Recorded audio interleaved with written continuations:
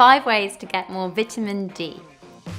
Now, we call vitamin D the sunshine vitamin, and that's because it cannot be produced inside the body.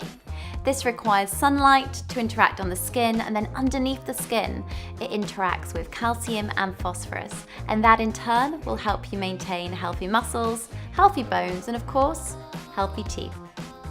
Tip number 1. We call vitamin D the sunshine vitamin, and that is because we get it from sunlight.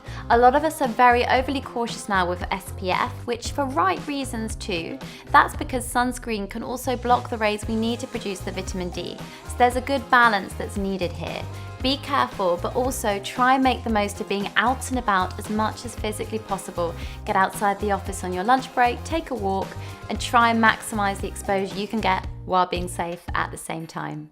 Tip number 2 would be to make sure that you include some fortified foods within your diet. Plant-based milks, of course plant-based yoghurts that have vitamin D added, and also cereals can be an excellent way of getting some additional D in your diet. Tip number 3, and this is often an unexpected one, mushrooms. This wonderful vegetable can sit outside and absorb the sun's rays if you leave it with the gills facing upright. So for you vegetarian and vegans, you can get cooking my recipes and chuck a load of mushrooms in for some more vitamin D. Tip number 4. Oily fish like salmon or even fish like sardines and kippers are a wonderful way of actually getting some bones which contain the vitamin D. I often stock up on tinned food like this because it's cheap, convenient, and such a simple, easy way of getting that vitamin D. Tip number 5.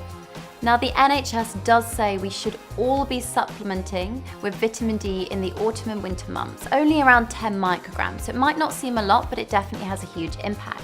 You can get this from pill forms, you can get it in sprays, and of course on top of a balanced varied diet, let's say milk for instance contains vitamin D, you still want to make sure you're getting the right amount in those winter months.